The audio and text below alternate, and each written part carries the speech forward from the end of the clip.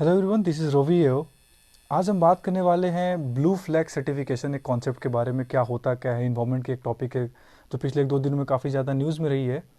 तो स्टार्ट करते हैं वीडियो को, और जल्दी से जल्दी जाने की कोशिश करेंगे ब्लू फ्लैग सर्टिफिकेशन का पूरा कॉन्सेप्ट क्या है। देखो, करंट कॉन्टेक्स्ट की अगर हम बात करें, we talk about the current context, what is the current context. India को पिछले दिन यानी लास्ट डे 8 नए ब्लू फ्लैग सर्टिफाइड बीचेस दिए गए हैं। अब एक पूरा का पूरा कॉन्सेप्ट क्या है, इतनी आसानी से समझ में नहीं आएगा। मैं आपको बताता हूँ क्या। देखो, इंडिया में कई सारे बीचेज हैं। 7500 किलोमीटर का हमारा कोस्ट लाइन है, तो कई सारे बीचेज हैं। हमारे कई सारे स्टेट्स को बॉर्डर शेयर करते हैं। उन बीचेज पे तो यूजुअली बहुत लोग विजिट करने जाते हैं। We are a common person, हमें किसी भी बीच पे भेज दो, हम तो यूजुअली उस पर विजिट कर लेंगे। लेकिन टूरिज्म प्रमोट करना और टूरिज्म को ज़्यादा से ज़्यादा बूस्ट करने के लिए हमारे देश पे कई सारे ऐसे बीचेज हैं जिनको ब्लू फ्लैग सर्टिफिकेशन दिया गया पिछले दिन में, और एक ऐसी बीच थी जिसको कई साल पहले दिया गया था। ये पूरा कॉन्सेप्ट क्या है ब्लू फ्लैग सर्टिफिकेशन का? ब्लू फ्लैग सर्टिफिकेशन एक basically foundation for environmental education करके एक हमारी एनजीओ है, जो Denmark based NGO non profit organisation है। इस चीज को आपको याद रखना है। मेरा अभी किसी एग्जाम में आया था, FEEE क्या है, मतलब किस ब्लू फ्लैग सर्टिफिकेशन कौन देता है। ये काफी इंपॉर्टेंट क्वेश्चन है, आपको याद होना चाहिए। फाउंडेशन फॉर इन्वायरमेंटल एजुकेशन ये डेनमार्क बेस्ड एनजीओ है, नॉन प्रॉफिट ऑर्गेनाइजेशन है, जिसने 1985 में स्टार्ट किया एक नया कॉन्सेप्ट बेसिकली, कि दुनिया में जितने बीचेज हैं जिन्होंने कई सारे तरह के काम किए हैं, बेसिकली क्लीन इन्वायरमेंट पे, वहाँ पे क्लीन ड्रिंकिंग वाटर फैसिलिटी कैसी है, बोटिंग फैसिलिटी कैसी है, मतलब एक ऐसा अरेंजमेंट होना चाहिए बीचेस के आसपास जहाँ पे ज़्यादा से ज़्यादा टूरिज्म को प्रमोट किया जा सके। उसको ए ऑर्गेनाइजेशन क्या करती है ना, रिकॉग्नाइज करती है एक इंपॉर्टेंट टूरिस्ट साइट के रूप में, एक इंपॉर्टेंट टूरिस्ट बीच के रूप में, और उसको एक ब्लू फ्लैग सर्टिफिकेशन देती है। Simply it's nothing, it's like UNESCO world heritage site का जो तमगा दिया जाता है, बिल्कुल वैसा ही है कि वहां पे टूरिज्म जहां पे जाए। जैसे अभी बहुत ज्यादा न्यूज में थी टर्की का हाया सोफाया करके जो आपकी म्यूजियम है, वो एक यूनेस्को वर्ल्ड हेरिटेज साइट थी। वहां पे लोग विजिट करने से पहले, जैसे हमें अगर टर्की जाना है तो हम क्या करेंगे, देखेंगे कि कौन सा वहां पे इंपॉर्टेंट साइट है जिसको यूनेस्को ने रिकॉग्नाइज कर रखा है। हम वहां पे यूजुअली विजिट करने जाएंगे काफी इंथुजियाज्म के साथ। तो वही चीज बिल्कुल यहाँ पे ब्लू फ्लैग सर्टिफिकेशन अगर बीचेस को दी जाते हैं, तो वो बीचेस पे टूरिस्ट दुनिया से आते हैं, क्योंकि वहां पे इन्वायरमेंट आपकी काफी अच्छी होती है, सीटिंग अरेंजमेंट काफी अच्छी होती है, टॉयलेट्स काफी अच्छे होते हैं, सॉलिड वेस्ट मैनेजमेंट प्रैक्टिसेस होती हैं, नॉन रिन्यूएबल एनर्जी के सॉरी अगर हम बात करें चेंजिंग रूम्स होती हैं, ड्रिंकिंग वाटर फैसिलिटी काफ़ी अच्छी होती है, सोलर पावर प्लांट्स का यूज़ होता है। बेसिकली काफ़ी क्लीन और काफ़ी सुंदर बीचेज होते हैं। अगर आप में से कई सारे एस्पायरेंट्स ने अगर चंद्रभागा बीच उड़ीसा में विजिट किया होगा पिछले एक दो सालों में, तो उनको समझ में आ गया होगा कि वो क्या कॉन्सेप्ट क्या होता है ब्लू फ्लैग सर्टिफिकेशन का। क्योंकि चंद्रभागा बीच एकमात्र ऐसी बीच थी इंडिया में जिसको अभी तक हमने ब्लू फ्लैग सर्टिफिकेशन दे रखा था, मतलब इस ऑर्गेनाइजेशन ने दे रखा था।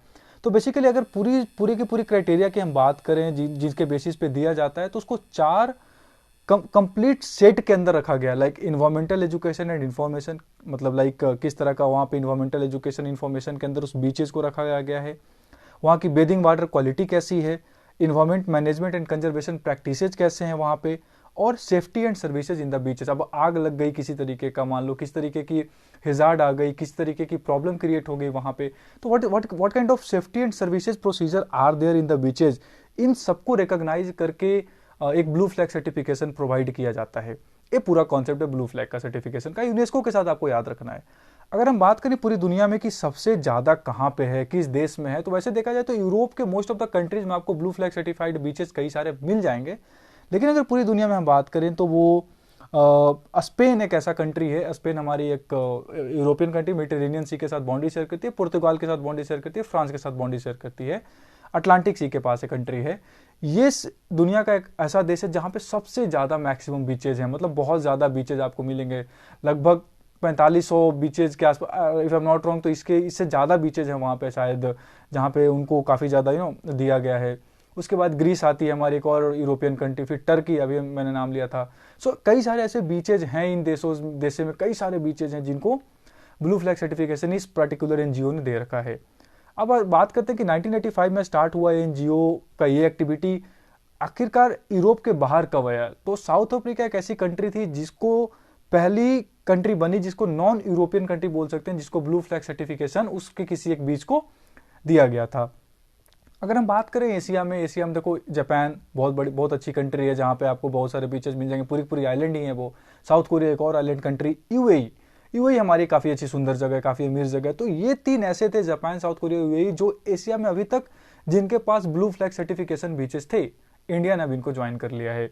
तो क्वेश्चन आने के चांसेस बहुत ज़्यादा है कि इसमें से कौन सा ऐसा कंट्री एशिया में जहाँ पे कोई भी ब्लू फ्लैग सर्टिफिकेशन नहीं है। अगर ऑप्शन में बांग्लादेश दे दिया गया, थाईलैंड दे दिया, देखो थाईलैंड कितनी बड़ी हमारी टूरिस्ट स्पॉट है, लेकिन अभी तक वहाँ पे कोई भी ब्लू फ्लैग सर्टिफिकेशन नहीं मिला है वहाँ के किसी बीच को।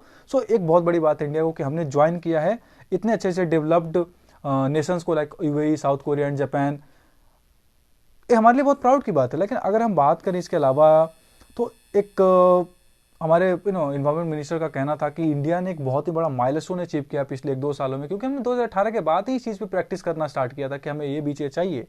इंडिया एकमात्र ऐसी कंट्री बन गई पूरी दुनिया में, अगर मैं बोलूँ, अगर नहीं बोल सकते पूरी दुनिया, let's say talk about Asia Pacific region. Asia Pacific region में अगर हम बात करें तो इसको इंडो पैसिफिक अब कहा जाने लग गया है। वेस्टर्न क्या नाम है, अफ्रीका से लेके ईस्टर्न अफ्रीका से लेके आपका जो पूरा वेस्टर्न अमेरिका के बीच का रीजन, उसको इंडो पैसिफिक बोलते हैं। तो जिसने 2 साल के अंदर इतना बड़ा अचीवमेंट हासिल किया कि आपको एक साथ 8 बीचेस देना, ये अपने आप में रिकॉर्ड कायम किया इंडिया ने। एक साथ 8 बीचेस को ब्लू फ्लैग सर्टिफिकेशन मिलना, इट्स अपने आप में एक रिकॉर्ड ही है जो इंडिया ने स्थापित किया है, ठीक है। इसके अलावा अगर हम बात करें तो इंडिया ने और भी चीज़ क्या बनाई है कि एशिया पैसिफिक रीजन में पिछले 2 सालों में इतना बड़ा माइलस्टोन अचीव करना, it's a very very big achievement for the country.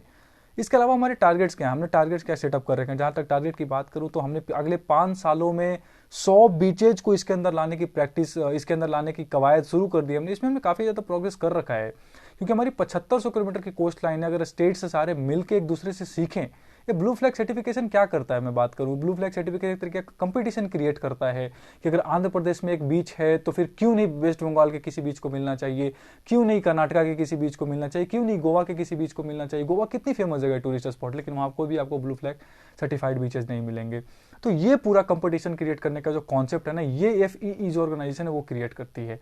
तो हमने 100 बीचेस रख रहे हैं, तो बहुत ज़्यादा ऐसा नहीं कि हम टारगेट अचीव नहीं कर सकते, कर सकते हैं। हमारे अगर सारे स्टेट्स मिल जाएं जो जिनके कोस्टल एरियाज हैं, बिल्कुल अचीव कर सकते हैं। क्योंकि बस कुछ नहीं करना, हमें ज़्यादा से ज़्यादा प्रैक्टिस पे फोकस करना है कि किसी भी तरीके से हम सेफ्टी और सर्विसेज और क्लीन इन्वायरमेंट प्रमोट कर सकें।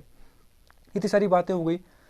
अगर हम और बातें करें तो environment ministry had launched India's own eco लेवल, एक कॉन्सेप्ट है। अगर किसी बीच को इको लेवल का कॉन्सेप्ट मिल गया, इसका मतलब कि वो बीच एक तरीके का इकोलॉजिकली फ्रेंडली है, इकोलॉजिकल फ्रेंडली बीच है वो।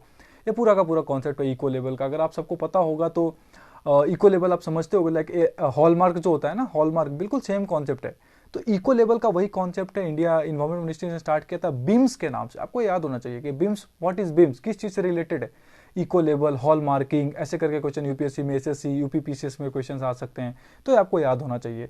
तो बिम्स का पूरा नाम क्या है, beach environment and aesthetics management services under its integrated coastal zone management और ICZM प्रोजेक्ट।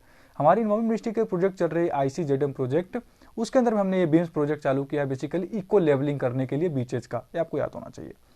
इसके अलावा अगर हम बात करें तो इंडिया ने अभी हाल में ही international best practices for pollution control in coastal areas में 3रा स्थान प्राप्त किया है। बहुत बड़ी बात है हमारे लिए कि हमारी पोल्यूशन कंट्रोल फैसिलिटीज इतनी अच्छी हो गई कोस्टल एरियाज में कि अभी पूरी दुनिया में 3रे नंबर का एक प्राइज दिया जा रहा है। That's a very very very big achievement for the country like India, जो डेवलपिंग कंट्री होते हुए भी इतना ज्यादा हम फोकस कर रहे हैं। It's all about what kind of coordination that the states can hold together, and what kind of focus that we are basically giving on this particular aspect.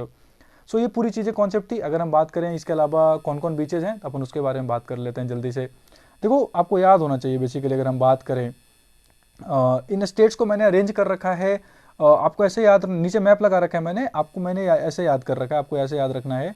जैसे ये बीचेज को मैंने नॉर्थ से साउथ लगा रखा है वेस्टर्न कोस्ट में, और फिर नॉर्थ से साउथ मैंने कर रखा है ईस्टर्न कोस्ट में। तो आपको ऐसे याद रखना है, ये मैप से आपको याद रखना है। आपको याद रखना है शिवराजपुर बीच मिला है हमें गुजरात में, पहला जो नॉर्थ में है। फिर उसके नीचे घोगला बीच दीव में, फिर नीचे उसको Kasarkod, not talking about Kasaragod जो केरला में, कासरगोड नहीं, कासरकोड बीच कर्नाटका में, नॉर्थ कर्नाटका में अगर मान ले। Padubidri beach south Karnataka in the sense कि कासरकोड से नीचे, आपको ऐसे याद रखना है, एक कॉन्सेप्ट पूरा याद रखना है। उसके नीचे केरला में 5वें नंबर पे हमने याद रखा है कापाड़ बीच केरला में। छठे नंबर पे हमने दिया है, सॉरी ये मार्किंग गलत हो गई, छठे नंबर पे हमने दिया है पुरी बीच को जो नॉर्थ में है। उसके नीचे दिया है ऋषिकोंडा बीच को जो वाइजैक विशाखापट्टनम आंध्र प्रदेश में है। और एक अंडमान एंड निकोबार के साउथ अंडमान में मिला है स्वराज आइलैंड में, उसका नाम है राधानगर बीच, जो आपको हैवलॉक आइलैंड यानी स्वराज आइलैंड में मिलेगा। उसको हमने बस यहाँ पे लिख रखा है, आपको जल्दी से याद रखना है। शिवराजपुर द्वारका गुजरात, गोगला बीच उसके नीचे, कासरगोड उसके नीचे, कासरकोड उसके नीचे, पादू बिदरी कर्नाटका साउथ, नॉर्थ और साउथ मैंने कर रखा है ताकि आपको याद हो, आसान हो याद करने में। कपाड़ बीच केरला, पूरी बीच उड़ीसा, ऋषिकोंडा बाइजैक आंध्र प्रदेश और राधानगर साउथ अंडमान। ये आपको मैंने इसलिए बोला है क्योंकि कर्नाटका में 2 हो गए और उड़ीसा में अब 2 हो गए। उड़ीसा में पहले एक था चंद्रभागा बीच जो एकमात्र इंडिया में ऐसा था जिसको 2 साल पहले हमने ब्लू फ्लैग सर्टिफिकेशन दिया था। तो पूरी बीच एक नई आ गई उसमें, तो आपको याद रखना है 2 बीचेज हो गए, 2 बीचेज कर्नाटका में और 2 बीचेज हो गए आपके क्या नाम है उड़ीसा में। ये याद रखना है आपको, आप पीडीएफ देख लेना और मैप्स को याद रखना। अगर मैं बात करूं इनकी मैनेजमेंट की इंडिया में कौन करता है, तो इंडिया में एक बॉडी है, society for international coastal management और SICOM, that is responsible for management of this beaches in India. इतनी सारी कॉन्सेप्ट थी। चंद्रभागा भी जैसे मैंने पहले बताया उड़ीसा में पहला था जिसको इंडिया में इस सर्टिफिकेट से दिया गया था। ये पूरी की पूरी कॉन्सेप्ट थी ब्लू फ्लैग सर्टिफिकेशन का। आप वीडियोस को देखे ध्यान से और मैप को देखे ध्यान से, पीडीएफ को पढ़े 1-2 बार, आपको अच्छे से याद होगा। नॉर्थ से साउथ वेस्टर्न कोस्ट में शुरू के 5 और नॉर्थ से साउथ बाकी बचे 3 मैंने इस तरीके से लगा रखे ईस्टर्न कोस्ट में, काफी इजी हो जाएगा आपको याद करने के लिए। So this is what Ravichandra UPSC CSC signing off. Thanks for watching and keep loving me. Good night.